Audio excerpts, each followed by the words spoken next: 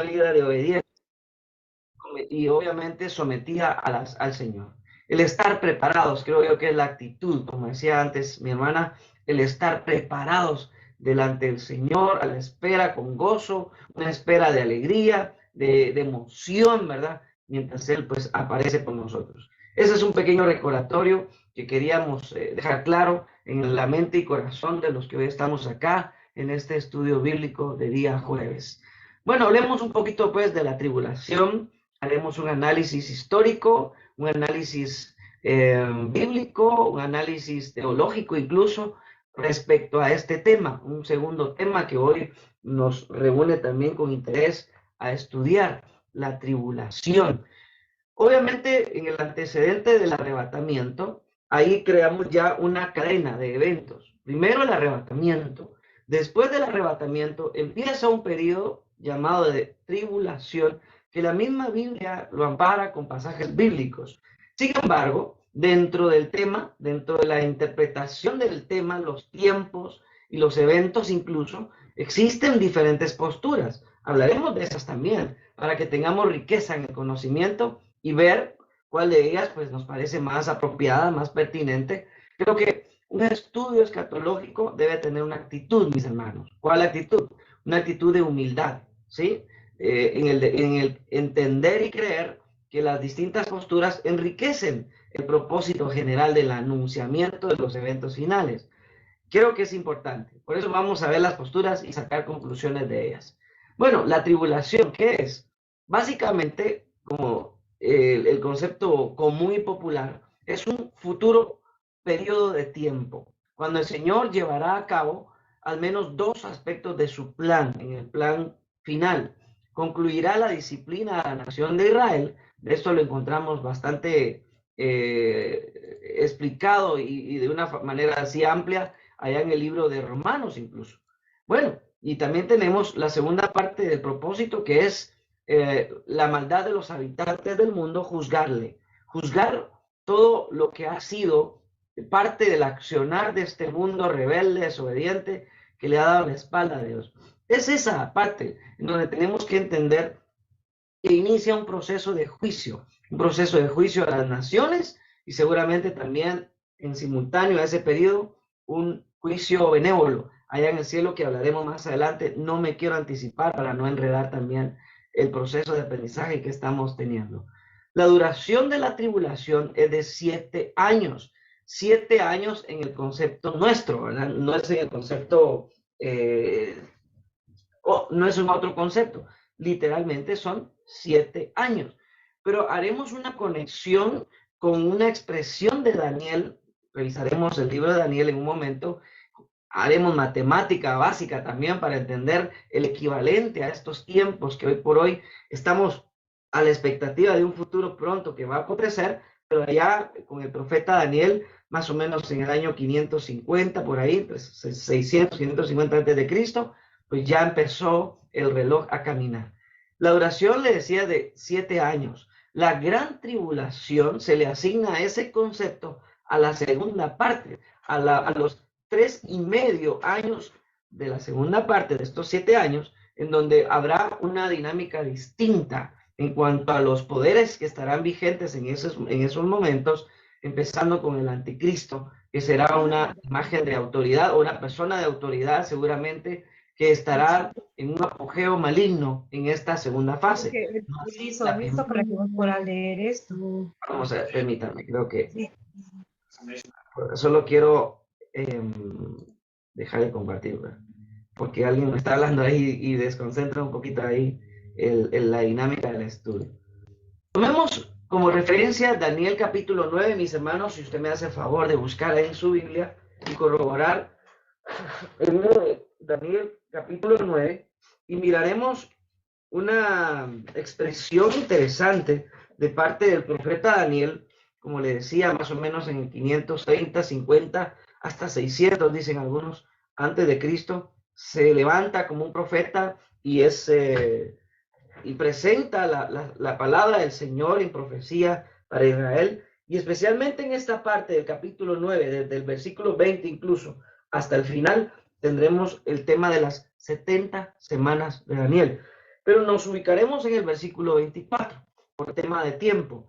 Haremos un pasoncito ahí rápido con la idea de entender la base, perdón, de esta profecía. Dice ahí la Biblia en el versículo 24, déjenme poner mis lentes, ya le conté, ¿verdad? 70 semanas, dice ahí, están determinadas sobre tu pueblo y sobre tu santa ciudad. ¿Cuántas semanas? 70. Estas son 70 semanas de años. 7 por 7, ¿verdad? 490 años. Y sobre tu santa ciudad, para terminar la prevaricación y poner fin al pecado y expiar la iniquidad, para traer la justicia perdurable y sellar la visión y la profecía y ungir al santo de los santos. Este es un anunciamiento histórico para Israel, obviamente, pero también creo yo que para toda la humanidad, porque se habla acerca de un tiempo por venir o de un tiempo final enmarcado con una época, las 70 semanas de Daniel. Y es interesante porque la Biblia aquí en este pasaje nos da desde dónde hasta dónde está contenida esta semana y usted va a entender algo importante especialmente de la última semana. Sabe pues, versículo 25, y entiende que desde la salida de la orden para restaurar y edificar a Jerusalén hasta el Mesías príncipe habrá 7 semanas y 62 semanas. Si usted suma 7 más 62 le dará 69, ¿verdad? Hablamos de 70 semanas.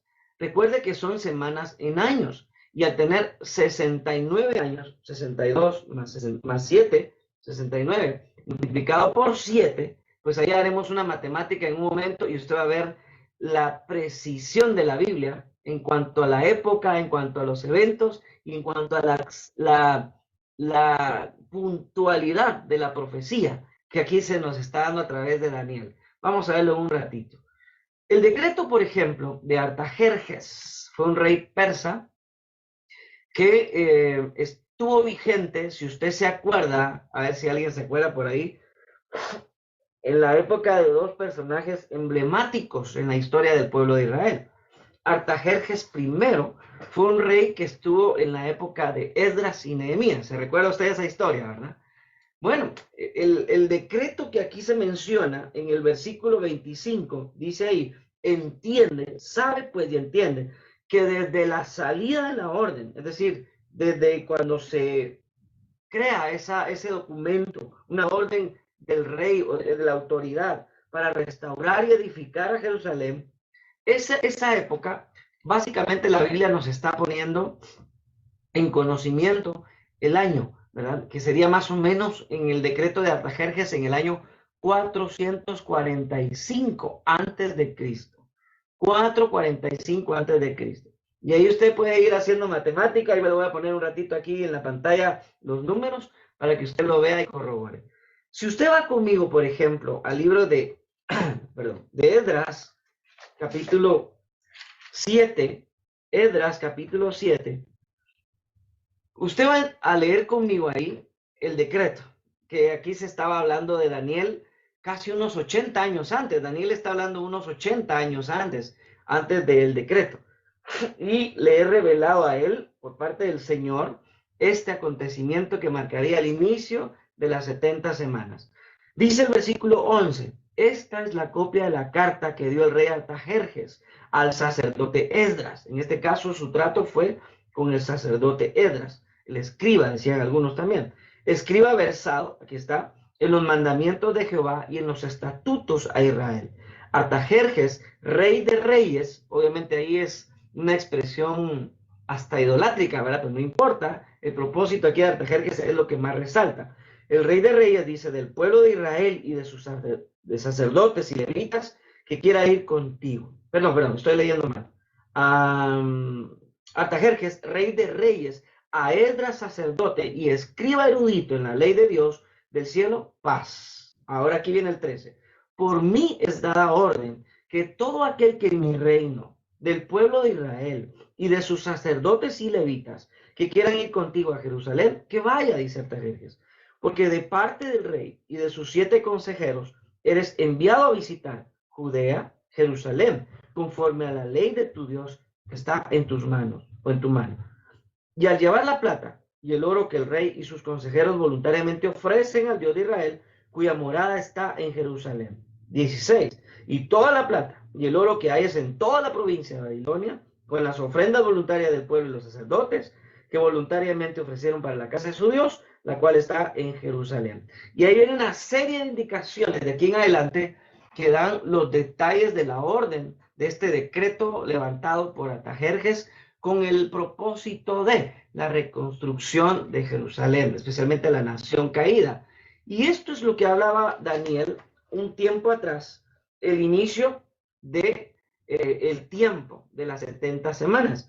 Dice ahí, en el versículo 25 del capítulo 9 de Daniel, volviendo allá, que desde la salida de la orden para restaurar y edificar a Jerusalén, ahí está el año, 445 años antes de Cristo, se da esta orden, este decreto para reconstruir Jerusalén y especialmente el templo. Ahora, pasa el tiempo y también Daniel en el poder de Dios y con la ciencia de Dios y el conocimiento de Dios dice que desde que se empieza a edificar hasta el Mesías príncipe. Y la pregunta acá sencilla es, ¿quién es el Mesías príncipe? Sencillo, es Jesucristo, ¿verdad? Hasta el Mesías príncipe habrá 7 semanas y 62 semanas. Esto está hablando de 69 semanas. Interesante esto, ¿verdad? Matemática sencilla.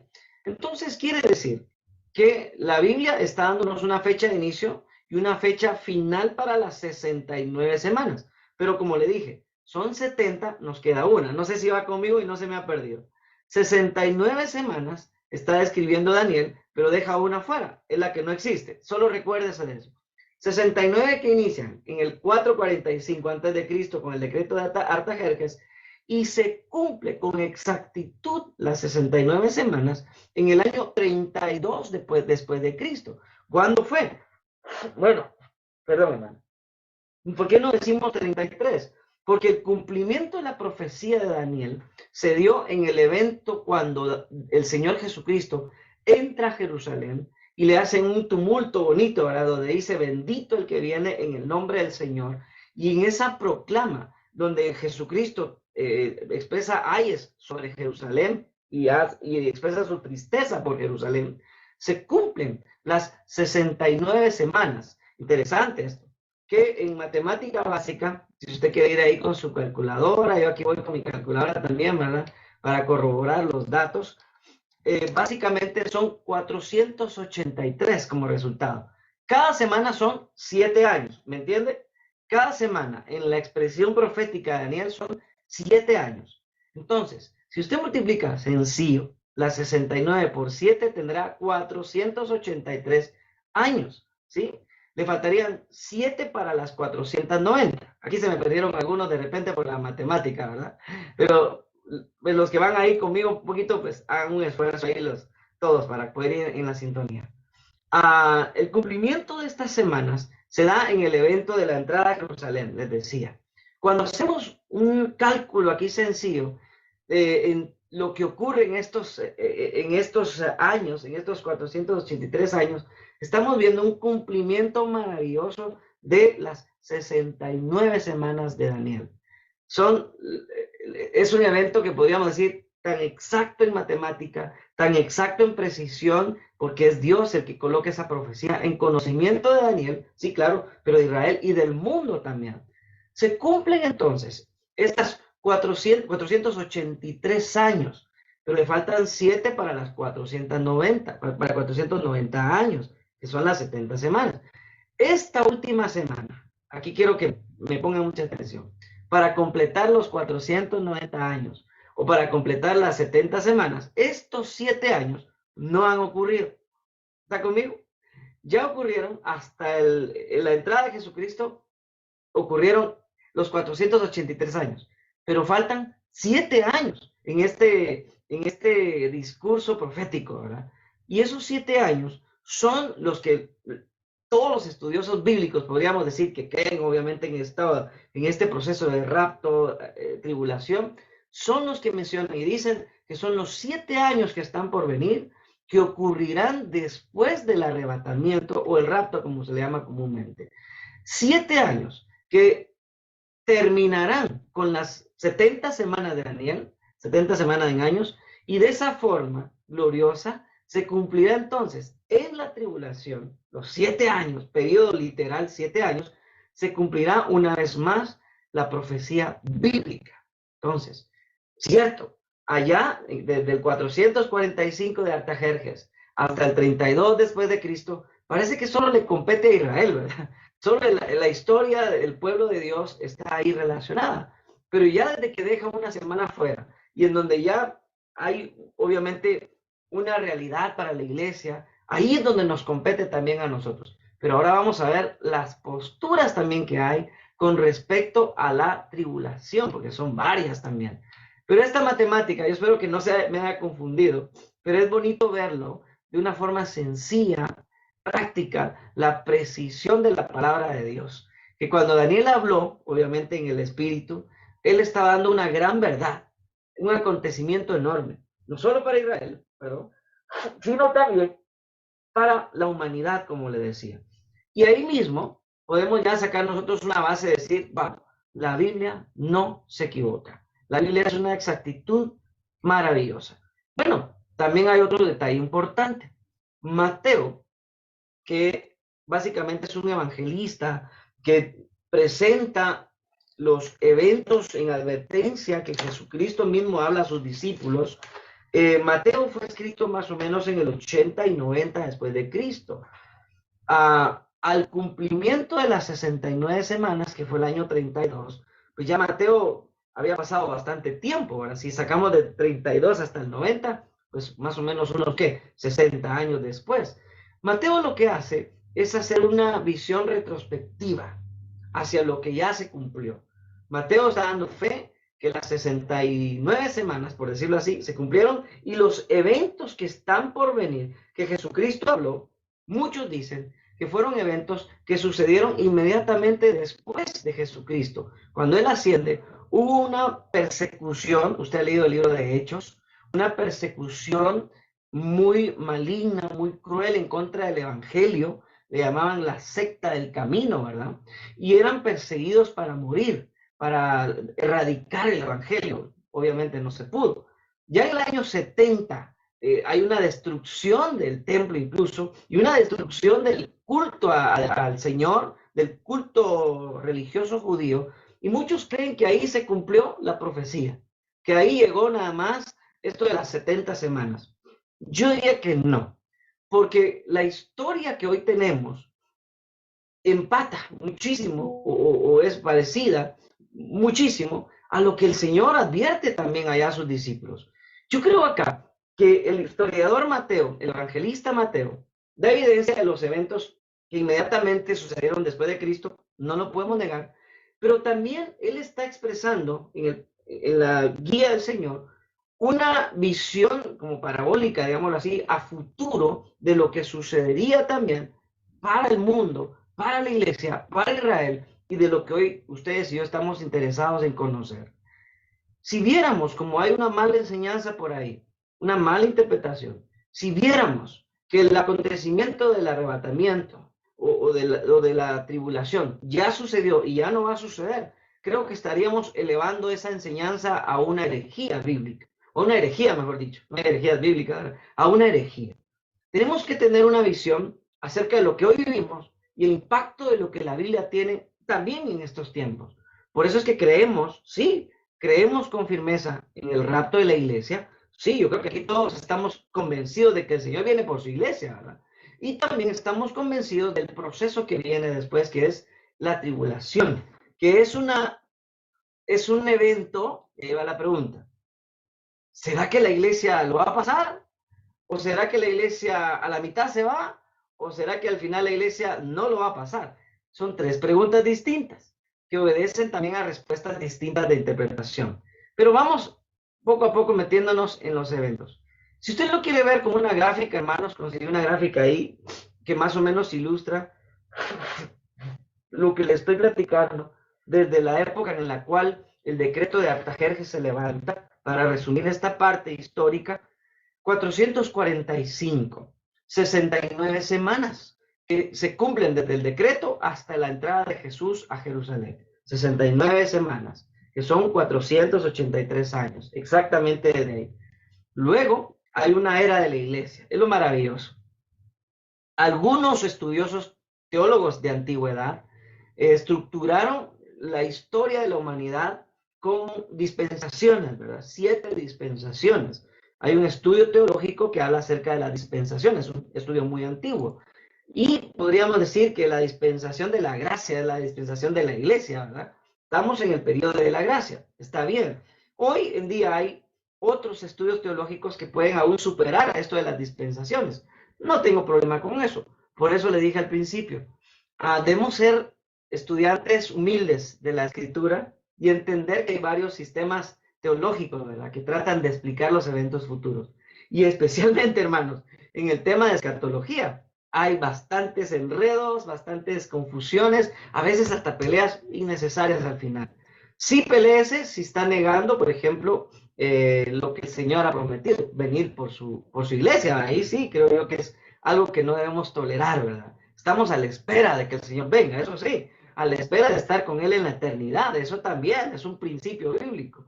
Pero ya el tiempo, cuando suceda, creo que ahí es donde podemos tener cierto margen de tolerancia para las distintas escuelas. Pero le enseñaba este cuadro como para ver un panorama general, un panorama de lo que ha de suceder. Yo espero que vaya conmigo y no se me haya perdido.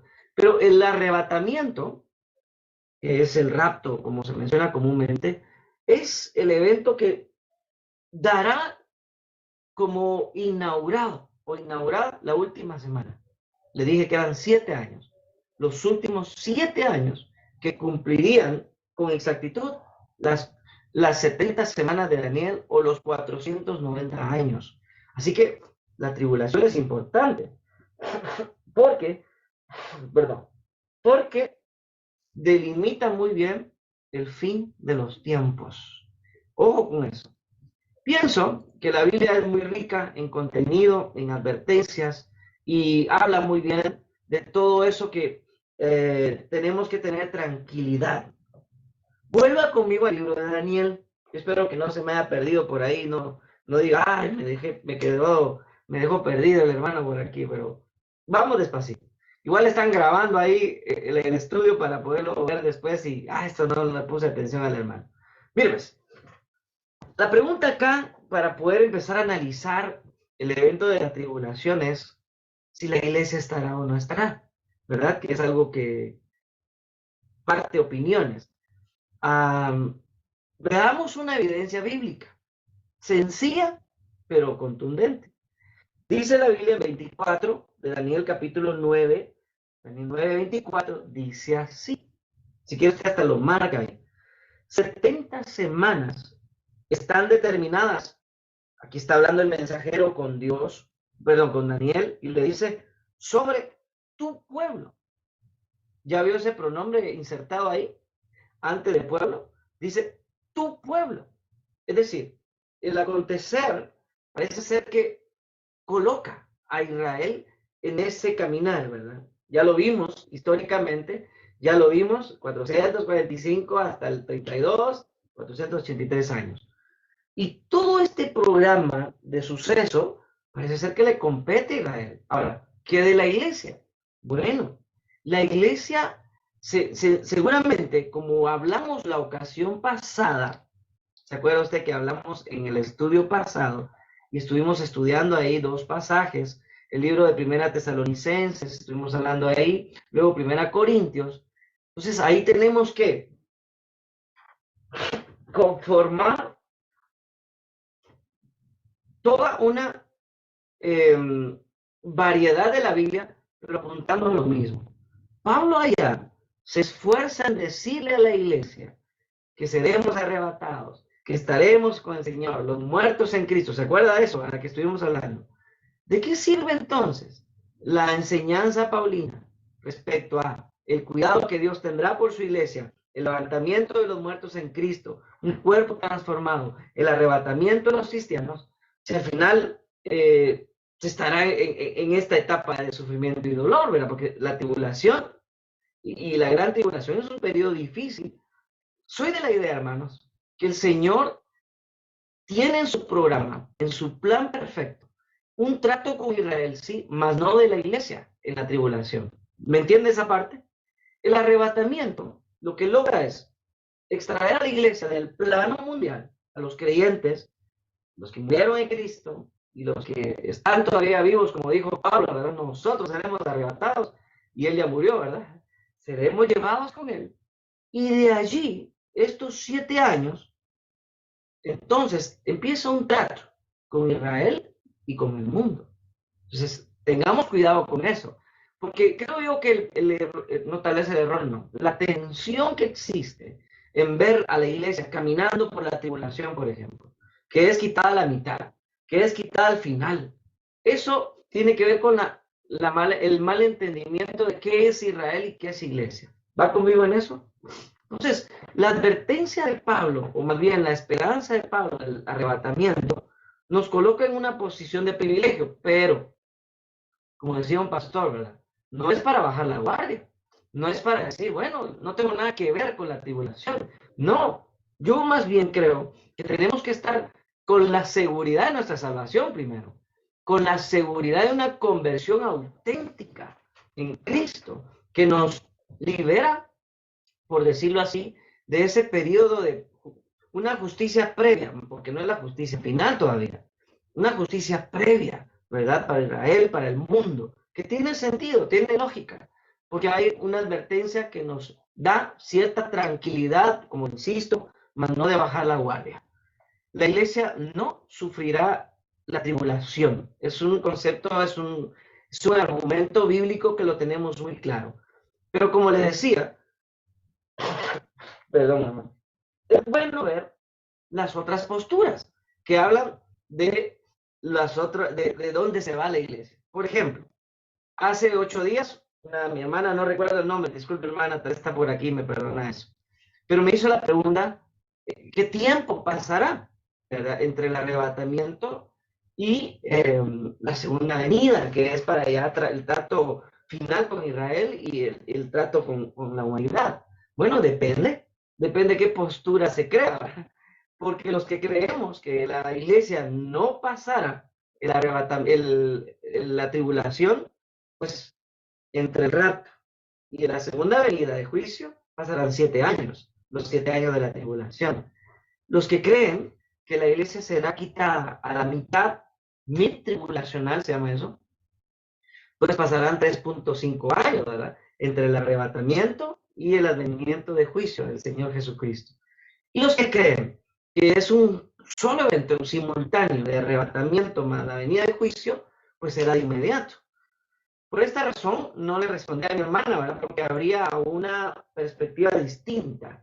No es una respuesta única que existe, más creemos en una.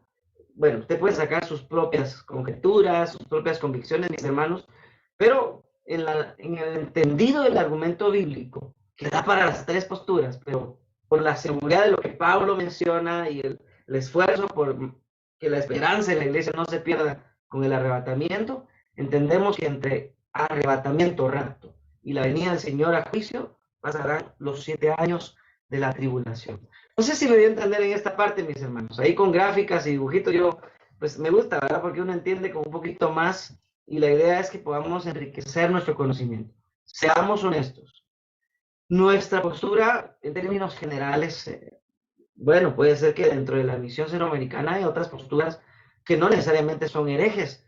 En el tema de cuándo la iglesia se llevará, creo que ahí no hay problema en pensar, y le voy a explicar por qué. No me vaya a tildar de algo que no soy. No hay problema en pensar si es al principio, a la mitad o al final. Tal vez una tensión sí habrá, que alguien se estrese, se afane por la época. No, no tendría que existir. Si ustedes y yo como iglesia, por ejemplo, dejemos ahorita la postura de pretribulacional, ¿verdad? Digamos que vamos a querer que la iglesia se lleve a la mitad o al final. Al final, ¿qué es lo que realmente el Señor quiere? Que nos mantengamos en obediencia. Sea al principio, a la mitad o al final, la obediencia es necesaria, mis hermanos. Si nos toca caminar la mitad de la tribulación, que es muy fuerte esa postura también, El punto es el mismo. Seamos obedientes, seamos diligentes como las vírgenes con aceite, ¿verdad? Para que en esa transición del 3.5 años seamos arrebatados, igual la obediencia va a ser tomada en cuenta. Y si a la iglesia, por ejemplo, esa postura que yo la veo un poco difícil, pero bueno, existe, le es necesario pasar por los 7 años de tribulación, yo creo que igual tiene que mantenerse en obediencia. Pero esta última de post-tribulacional, se llama eso, de enmarcar al final de la tribulación el arrebatamiento, dejaría un poco incómodo y desajustado el programa con Israel, ¿me entiende? El programa que se basa únicamente en el trato con Israel y de todo lo que el Señor ajustará cuentas con el pueblo de Israel. Entonces, ahí es donde tenemos que tener cuidado, hermanos, porque por creer que toda esa iglesia dejamos un programa importante que a Israel le compete. Israel no ha terminado su trato con Dios. Se recuerda que es el pueblo de Dios. Por cierto, la iglesia no es Israel. Israel es una nación escogida por Dios. Y la iglesia somos los gentiles alcanzados por el Señor, ¿verdad? Usted y yo tenemos ese concepto. No somos judíos. Tenemos parte así como muy espiritual en la promesa y todo, pero realmente el trato escatológico en este caso, los tiempos finales, el trato de salvación incluso que va a operar en la tribulación, es con Israel, hermanos, y eso sí tenemos que tener esa salvedad, ¿verdad? Para no caer de repente en abusos en cuanto a la interpretación. Volvamos al tema de la tribulación. Dejemos ahí un ratito a Israel. Regrese conmigo a Mateo capítulo 24. Mateo capítulo 24. Esta alergia está fuerte, hermano. Desde ayer ando así, pero me perdonan ahí las pausas obligadas que tengo que hacer a veces, pero estaba fuera de mi plan. Ayer salí en la noche a dar un estudio y había mucho aire y frío. Creo que eso me dañó un poquito. A ver, cuando leemos otra vez en el versículo, desde el versículo 5 del capítulo 24, los detalles que Cristo habla, ya mencioné algunos. Estamos hablando aquí de un elemento que podría ser lo que nos toca vivir como iglesia. Versículo 5, 4, mejor dicho. Mirad que nadie os engañe. Ojo pues, porque los engaños van a estar a la razón de la vida, ¿verdad? Tratando de desviarnos. Ya le hablé la época, estamos hablando de época, el viernes pasado, de las posibles excusas que se darán cuando la iglesia desaparezca del plano humano. Pero dice ahí, nadie os engañe, porque vendrán muchos en mi nombre, diciendo yo soy el Cristo. Ya muchos se engañarán. Oiréis guerras, rumores de guerras, mirad que no os turbéis. Ese es el principio ahí. Porque es necesario que todo esto acontezca, oiga y lea. Pero aún esto, ¿qué dice? No es el fin. Parece ser que aquí Jesucristo nos está tal vez involucrando, ¿verdad? Hablando con la nación de Israel, pero todavía no ha pasado lo extraordinario.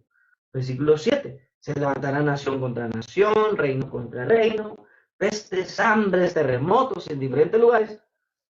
¿Se le hace conocido todo esto, hermanos? ¿Se le hace familiar todos estos temas? Sí, es lo que estamos viendo, hermanos. Dejemos de ignorar la realidad, de evadir. Estamos viendo esas cosas. Y precisamente desde el último siglo hasta este que va en camino, hemos visto acontecimientos más graves, más grandes, situaciones que antes no se dan. Ya hablamos de la ciencia, por ejemplo, que desde los años 40 para acá hay un crecimiento, como lo dijo Daniel, la ciencia aumentará, increíble de la cuestión tecnológica. La cuestión natural está en decadencia. Mire usted, el calor estaba insoportable, ya le dije, ¿verdad? Un calor, pero por todos lados, hermano. Uno quiere estar metido en el freezer, ahí en la refri, pero no se puede, ¿verdad? Dichosos los que tienen aire acondicionado, ¿verdad? Pero bueno, los que no, yo hasta con suerte de estar aquí estoy sudando, mire. Pero ese acontecimiento mundial está enmarcado aquí. Ahora, lea ahí esto, dice 8. Y todo esto será principio de dolores. Algunos piensan que la iglesia, esta parte sí la camina. Principio de dolores. ¿Va conmigo en esto? Bueno, principio de dolores. yo creo que aquí tiene sentido. Lo que vivimos, lo que nos damos cuenta, los engaños, las situaciones mundiales, principio de dolores. Ahora, una reflexión acá. Principio de dolores. ¿Sabe dónde saca el término aquí el Señor Jesucristo? De la mujer embarazada, ¿verdad? Y la mujer embarazada, cuando empieza a tener dolores del parto, mis amadas hermanas lindas, preciosas y esforzadas, qué bueno que Dios no le dio a los hombres el privilegio de estar embarazados porque no aguantamos, hermana. Pero usted sabe que cuando hay principio de dolores, eso ya casi es insoportable, pero falta el alumbramiento, que es peor. Los dolores de parto del alumbramiento son aún mayores que los principios de dolores. ¿Entiende conmigo el concepto ahora?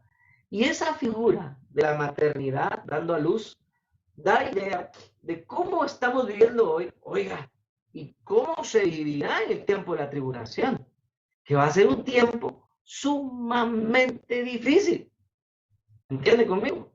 Complicado y una situación de aquí mismo se nos narra en Mateo, capítulo 24, Daniel también lo menciona, y habla entonces de la calamidad que habrá, una calamidad triste. La iglesia, pues no le tocará vivir. El principio de dolor, estoy de acuerdo. Bueno, aquí vamos viendo, ¿verdad? Cómo es la cosa. Miren, es interesante cómo estas situaciones que hoy se están dando nos da un saborcito de esa realidad triste que vendrá. ¿Se acuerda usted de pandemia?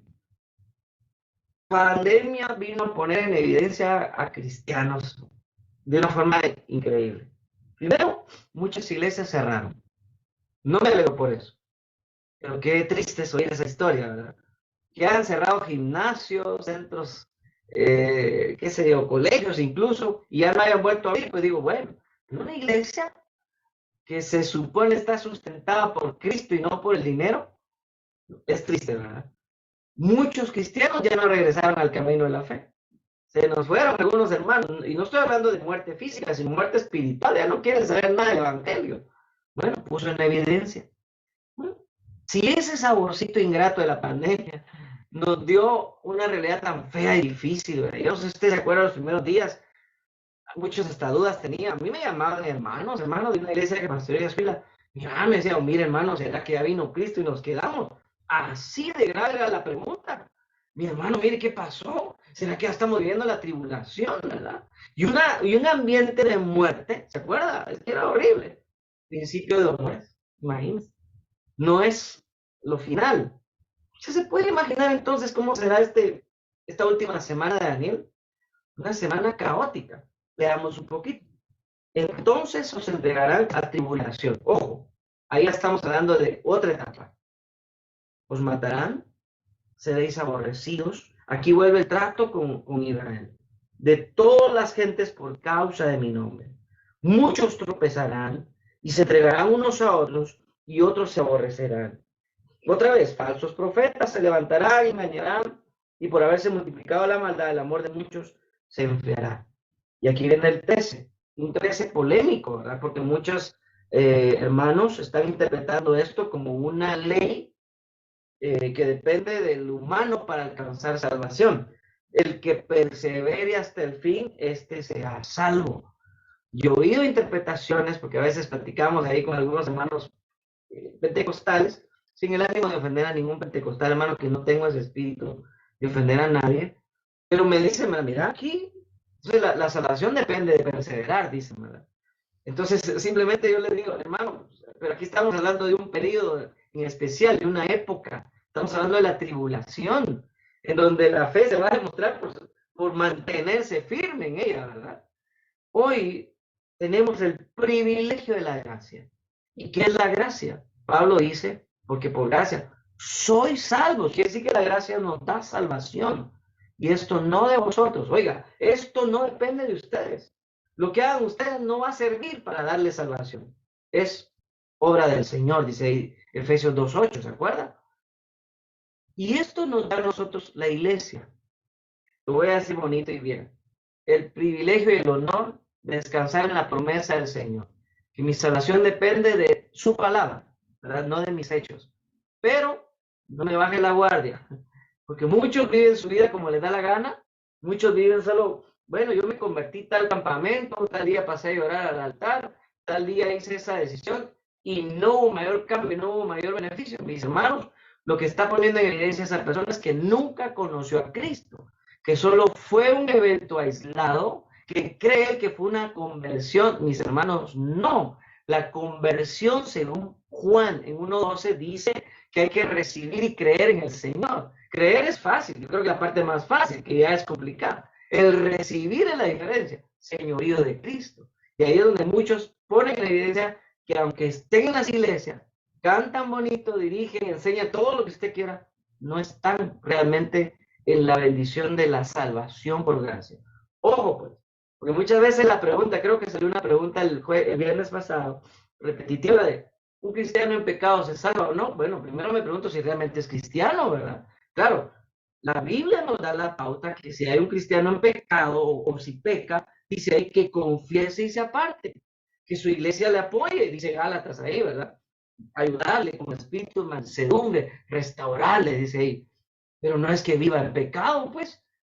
Aceptó a Cristo, pero ahí anda de una mujer tras otra, parece colibrí, ¿verdad? De flor en flor, y la señora, bien, gracias, y él no, yo acepté a Cristo. Yo me voy, aunque sea agarrado, no te vas, mijo, ¿verdad? Si realmente tu vida no da fruto de tu arrepentimiento, por demás que hayas pasado de orar, por demás que hayas recibido los 12 pasos o los primeros pasos para los nuevos creyentes, por demás que si tu vida no ha tenido un efecto de cambio y conversión genuina, no has conocido a Cristo.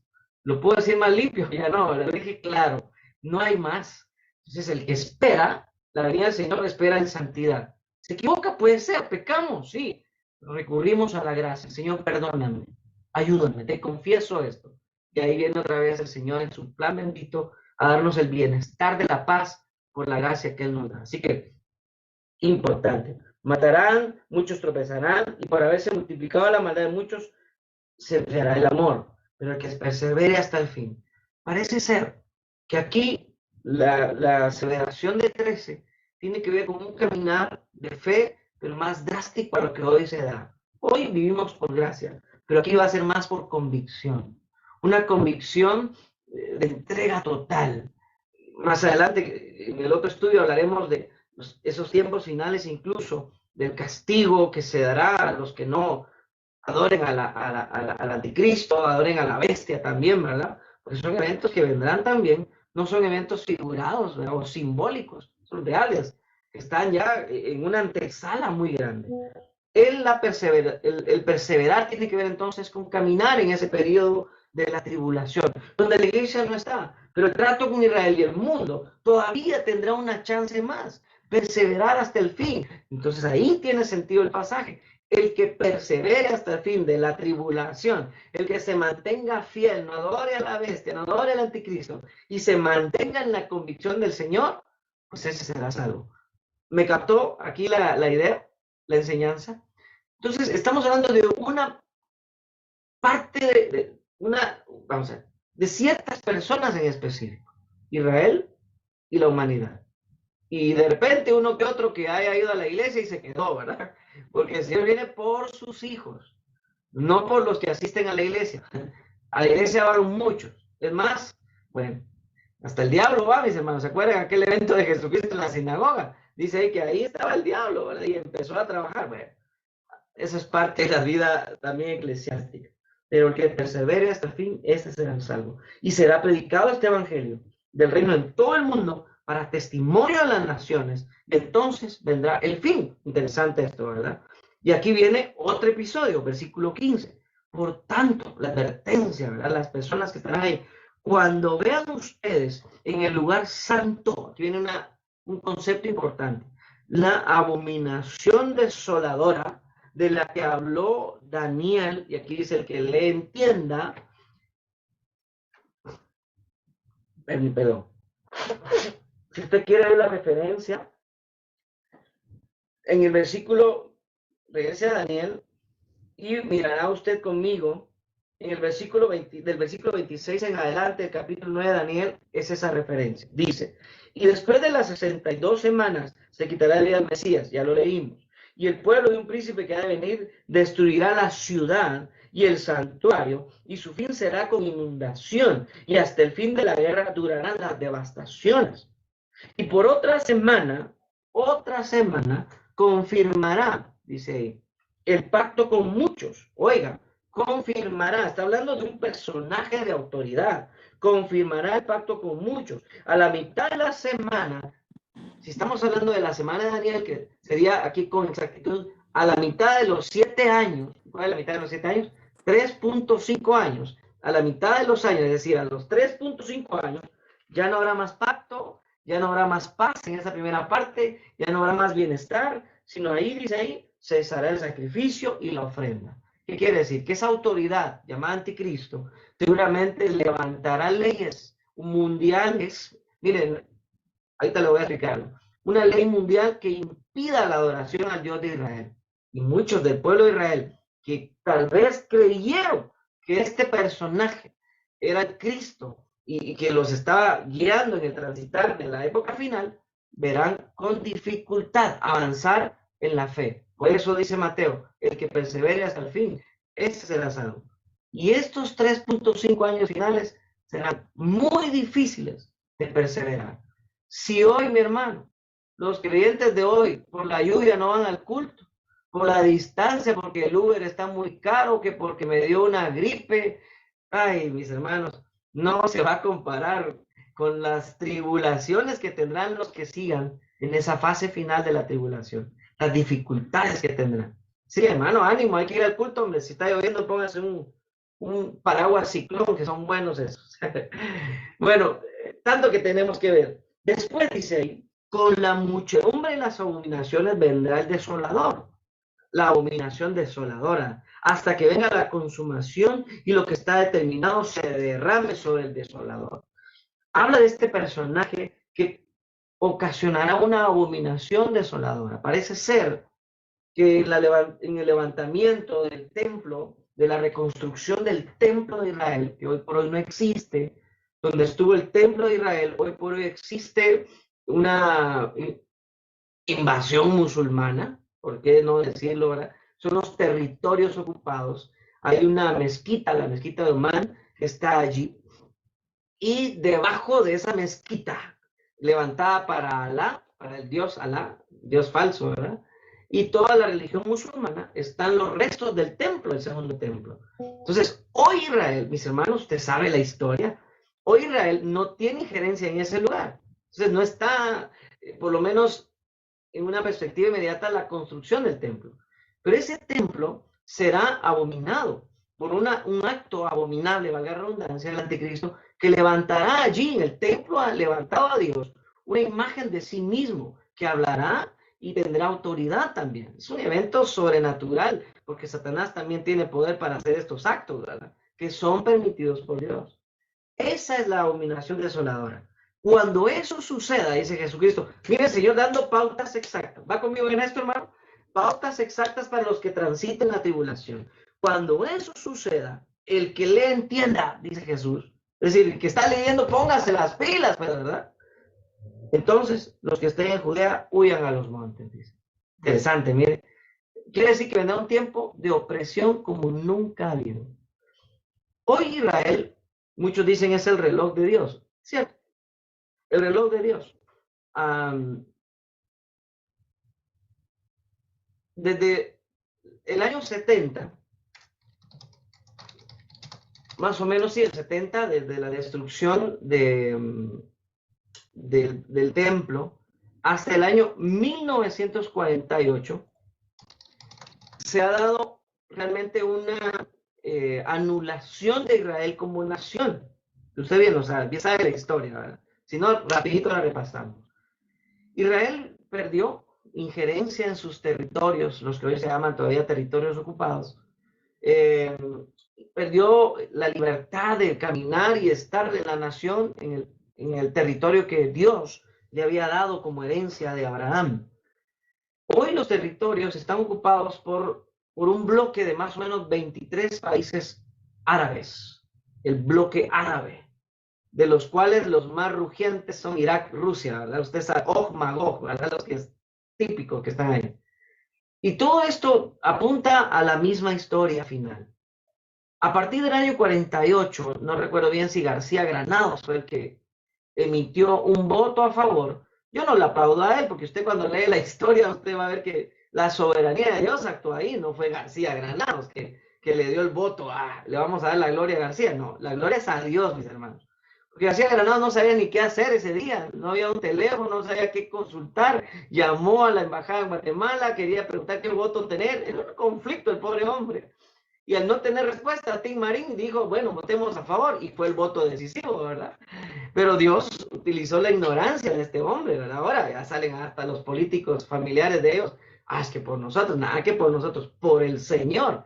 La nación de Israel se está levantando como nación. Y desde el año 48, usted puede ver un mapa, no lo puse aquí, y tal vez se lo pongo el otro viernes. Un mapa en donde Israel poco a poco ha ido ganando espacio, espacio, espacio, y todo aquello que era una pequeña micra de territorio hacia Israel, ahora es una gran parte que a él le corresponde por derecho divino, tener. Y los árabes, con todo y su bloque, que son miles de veces más grandes que Israel, están retrocediendo. ¿Por qué? Porque se están enfrentando a Dios, mis hermanos. Y Dios siempre cumple sus promesas, aún con lo ingrato que ha sido su pueblo. Porque si ha habido una ingratitud de parte de Israel es evidente. Siempre le han dado la espalda. Dice Juan, a los suyos vino y los suyos no le recibieron. Hace un tiempo, casi voy terminando, hace un tiempo vimos unos videos, una hermana me mandó un video lindo, ahí donde mirábamos un avivamiento de Israel, ahí porque estaban creyendo en el Mesías, ¿verdad?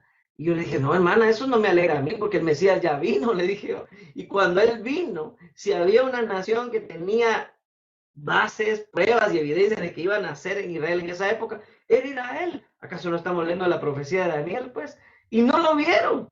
No vieron que Jesús vino. Le hicieron una lucha encarnizada contraria, lea Hechos, contra el Evangelio. No creían en el Mesías. Los eruditos religiosos judíos rechazaron la profecía, el advenimiento. ¿Y sabe quiénes sí creyeron en la profecía?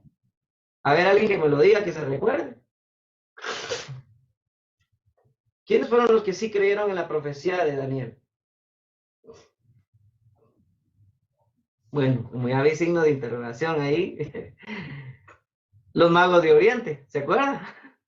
Los magos de Oriente leyeron las señales. Bueno, por cierto, mago no es aquel que le aparece un conejo en el sombrero, ¿verdad? No. Los magos de Oriente, el concepto magus, tiene que ver con personas sabias, científicas. Algunos dicen que estos magos de Oriente sabían teología, es decir, estudiaban la escritura bíblica antigua. Entonces, la expresión mago no es el que aparece el conejo, no. Eran expertos de la escritura bíblica antigua. ¿Me voy a entender? De la profecía. Mis hermanos, es contradictorio que Israel no crea y que Oriente sí creó. ¿Y quiénes eran Orientes? Los de Oriente, los árabes. ¿Quiénes llegaron a adorar? Árabes, hermanos. Científicos árabes. Eran de Oriente. Llegaron de Irak y de esas naciones que hoy están en combate. Miren la soberanía del Señor como es de linda. Pero resaltando el desprecio de Israel, que en los años de tribulación tendrá su paga. Y el caminar de Israel será muy difícil, y del mundo en general, y de aquellos que asistieron a las iglesias y nunca se convirtieron a Cristo. Si ese acontecimiento sucede y usted no está fundamentada su conversión en Cristo y en la evidencia de un cambio de vida, mi hermano, no le va a gustar quedarse. Es mejor caminar con el Señor, ¿verdad? Hacia ese encuentro perfecto con Él. Bueno, vamos a parar aquí. Me quedo mucho en el tintero, hermanos. Tiempo se nos va y quiero ser respetuoso porque hoy me dieron más tiempo y si me dan 2 horas se las doy, pero no quiero abusar tampoco. Así que, hermanos, yo no sé si hay un espacio ahí para inquietudes, preguntas. Siempre he dicho, si algo conocemos, pues respondemos. Si algo no lo sé, le digo, hermanos, voy a investigar eso y el próximo viernes pues lo compartimos, ¿verdad? Para ser honestos en esto. No sé qué toca por ahí, mis hermanos, pero al final quiero llamar la atención a que estemos con una expectativa bonita, con una expectativa alegre, una expectativa de esperanza, de obediencia al Señor, mis hermanos. Y en su plan perfecto, Él, bendito sea el Señor, por esa gracia que manifiesta a su iglesia amada y la quiere encontrar pura y sin mancha, ¿se acuerda? Pura y sin mancha para cuando Él venga. Así que gracias por su tiempo, mis hermanos. No sé si hay alguna pregunta por ahí. Buenas noches, hermano. Dos preguntitas. Ah, sí, hermano Edwin, ¿verdad? Sí, sí. La primera ¿es suficiente nada más sumar del 445 y ya da el año 30 para que se cumpla eso? ¿O hay más evidencia, más información, donde uno pueda decir, ah, sí, realmente es en el año 30, es en la entrada triunfal donde se cumple? La número uno. La número dos, hablando algo del sionismo y de todo eso que hoy se oye un montón, ¿deberíamos nosotros también celebrar a Israel Ah, como lo hacen algunos? buena pregunta, hermano, me llega, me llega. Mire, el tema del cumplimiento de los tiempos, obviamente nos amparamos en estudios teológicos antiguos, ¿verdad? De hecho, el estudio de la pretribulación, el rapto pretribulacional es nuevo, del año 19, ¿verdad? Pero creo que es suficiente. Los argumentos históricos, las épocas, el decreto, el cumplimiento en el año 30. Ahora, exactitud milimétrica, la Biblia no está tan ocupada en eso, ¿verdad? En decir, cabalito, en la fecha de abril, tal fecha, y el domingo de Ramos, decimos nosotros, ¿verdad? No es una exactitud, vamos a ver, milimétrica, sin rasgo de error. Puede variar en años, pero es impresionante que la época, o mejor dicho, el evento que enmarca el decreto y la entrada de Jesucristo es tan preciso, tan cercano a lo que sería el detalle de las 69 semanas descritas por Daniel. Creo que el argumento teológico que estudian los más fuertes estudiosos de la Biblia en temas escatológicos es bastante suficiente. Por ahí, si usted quiere investigar a cuenta propia, hay mucha literatura, hermano, mucha literatura que va a enriquecer aún más otros eventos que amparan este tipo también, ¿verdad?, de interpretación, otros eventos que tienen que ver también con la confirmación de estos dos, en especial, que enmarcan los 483 años. La segunda pregunta, hermano, ¿qué preguntas esa, verdad? El sionismo. Creo que hay no sé, a veces ignorancia y a veces abuso de nuestra perspectiva de Israel. Israel es el pueblo de Dios, nadie se lo quita. Y también es un pueblo que ha sido desobediente a Dios, también es una realidad. Pero de eso a enmarcarlo en una idolatría. Claro, usamos el pasaje aquel del Salmo, no recuerdo el Salmo, donde dice que hay que orar por la paz de Jerusalén. Pero hasta eso torcemos. Porque cuando usted y yo miramos eso de orar por la paz de Jerusalén, por ejemplo, y que muchos usan como un argumento para estar orando por Israel, está bien. Yo creo que hay que orar, Salmo 122, 6 al 8. Pero ¿y por qué no orar por Rusia? ¿Por qué no orar por las naciones árabes que están en conflicto para que algunos de ellos también conozcan al Señor? Porque Israel hoy, siendo el pueblo de Dios, ¿sabe usted qué porcentaje de cristianismo tiene? No llega ni al 1%. Es triste el cristianismo en Israel. Ahora, eso no lo demerita como pueblo, por eso es que Dios va a tratar con ellos. Pero creo que hay un abuso en la perspectiva de la iglesia hacia Israel. Está bien orar por ellos, pero oremos por todas las naciones, pues. Oremos por El Salvador, Rusia, por Estados Unidos, por China, por Japón, ¿verdad? Y demás, la necesidad de Cristo. Israel tiene un trato especial, pero creo que hemos llegado a magnificar, ¿verdad? Esa visión de Israel. Por eso es que existe el sionismo incluso. De repente hay aspectos culturales tan hermosos. A mí me gusta la música judía, por ejemplo, ¿verdad? Lo heredé de mi abuelo, que le encantaban los temas de Israel, pero nada más ahí. Ver a Israel ya como un país perfecto, no lo es. Está en desobediencia. Su porcentaje de cristianismo lo pone en evidencia. Y obviamente pues tenemos que orar por ellos, por esa paz. Ahora, la pregunta es, ¿de qué paz está hablando el salmista ahí? La paz de Jerusalén. ¿De qué paz está hablando? ¿De la ausencia de conflicto? Si creemos que orar por Israel, su ausencia de conflicto, es el objetivo, tenemos una visión muy pobre de la Biblia. Ahí la paz de Jerusalén, ¿quién es el que da la paz? ¿Quién es el que dijo, mi paz no es como la de este mundo? Mi paz os dejo, mi paz os doy. Es Jesucristo en Jerusalén, hermanos. Lo que está pidiendo el salmista es que oremos por la conversión de Israel, que se conviertan de sus pecados, que se conviertan de su mal camino, de su mal proceder. Entonces ahí ya cambia la perspectiva, ¿verdad? Ya no los miramos como el pueblo de Dios, el pueblo que es perfecto. No, está en pecado realmente. Y es triste, con esto cierro el comentario. Yo no sé si hermano Efraín o algunos de los hermanos que están acá fuimos a aquella asamblea, no creo, bien, creo que sí, no estoy seguro, donde llegó el embajador de Israel. No sé si acuerda, hermano Efraín, usted fue esa, no, o solo fue el sector de Escuintla, regional de Escuintla. Pero llegó y es bonito el momento, un embajador muy respetuoso, lo recibimos ahí con mucho, hasta casi se le ponían enfrente, ¿verdad? Tampoco, ¿verdad? Pero el punto es que cuando se le preguntó de Jesús, ausente todavía. Entonces uno dice, qué triste. Ellos creen en el Dios de Abraham, en la operación del Antiguo Testamento, el Dios del Antiguo Testamento, pero no creen en Jesucristo. Para muestra un botón el embajador. Entonces Israel sigue en el pecado de la desobediencia. Oremos por la paz de Jerusalén. Sí, por la paz que es Cristo en el corazón de los judíos. Eso es lo que tenemos que orar. Gracias, mi hermana Devin. No sé si hay alguien más, creo que ahí hay otra pantallita con la manita levantada. Buenas noches, hermano pastor. Qué gusto saludarle. Hermano, con una consulta, se habla específicamente de la postura que, pues, que la iglesia no pasará el tiempo de tribulación, ¿verdad? Pero digamos, se entiende de los 3.5 primeros años, donde pues está el tiempo como de paz, etcétera, etcétera. Pero en sí, ¿cuáles son realmente los acontecimientos que pasarían en los 3.5 años siguientes? La Biblia habla directamente, o sea, son 3 años, es una cantidad bastante grande de tiempo. Entonces, ¿lo habla de alguna manera, digamos, como metafórica? O en sí, ¿cuáles son esos acontecimientos que pasarían directamente en la tribulación como tal? Gracias, hermano.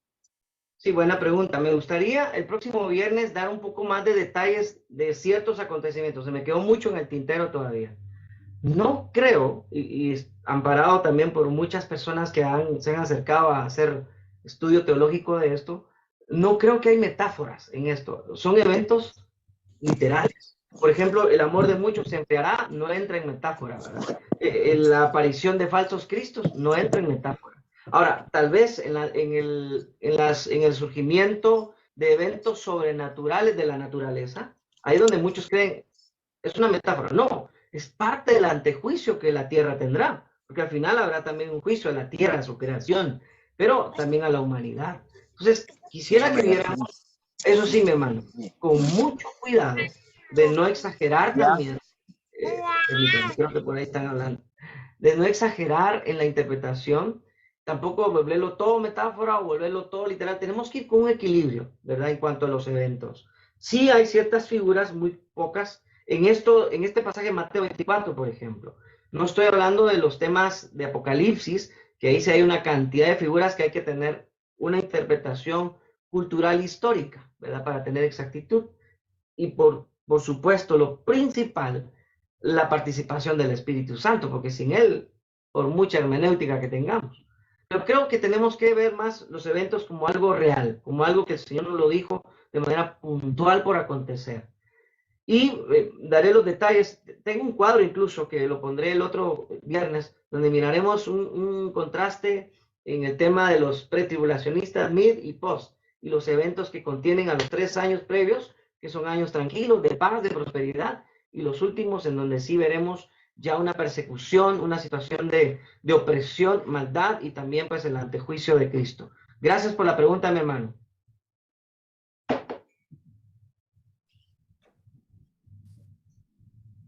Creo que ya no hay más, ¿verdad? Yo creo que ahí están todos ya, más o menos, ¿verdad? Porque de verdad, qué retador este mensaje, ¿verdad?